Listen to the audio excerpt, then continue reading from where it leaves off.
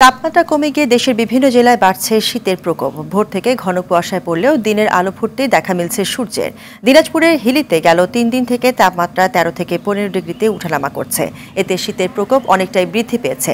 শীত বাড়ায় বিপাকে পড়েছেন খেটে খাওয়া নিম্ন আয়ের সাধারণ মানুষ। সকাল 6টায় হিলিতে সর্বনিম্ন তাপমাত্রা রেকর্ড করা হয়েছে 13.8 ডিগ্রি সেলসিয়াস। চুয়াডাঙ্গায় তাপমাত্রা 14 থেকে 16 ডিগ্রিতে উঠানামা করছে।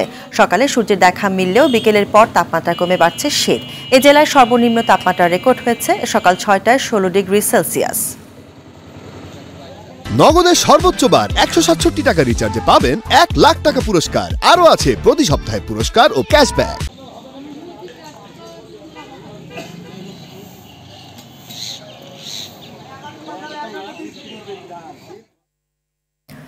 এ বিষয়ে বিস্তারিত জানাতে হিলি থেকে সরাসরি যুক্ত হচ্ছেন সহকর্মী আব্দুল আজিজ। হিলিতে তাপমাত্রা 13 ডিগ্রিতে আছে, তো শীতের প্রকোপ কেমন জানাবেন?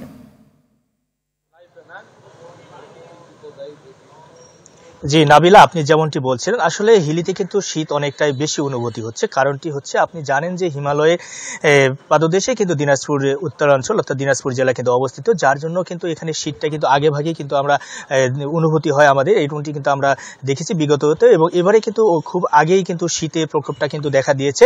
আর বিশেষ করে বাতাসে আর্দ্রতা কিন্তু বেশি হচ্ছে, অর্থাৎ আজকে কিন্তু 95% কিন্তু বাতাসে আর্দ্রতা রয়েছে।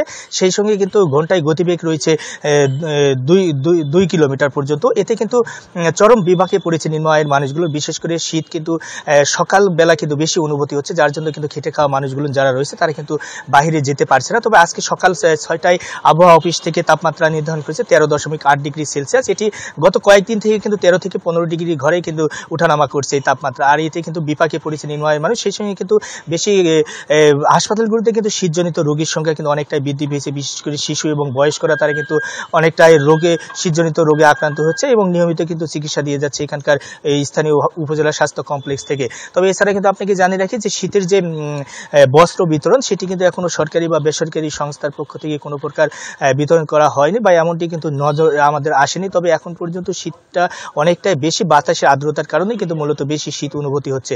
তো এখন পর্যন্ত নাবিলা, এই ছিল আমার কাছে দিনাজপুরের হিলি স্থলবন্দর থেকে শীত নিয়ে সর্বশেষ পরিস্থিতি। ধন্যবাদ আজিজ আপনাকে।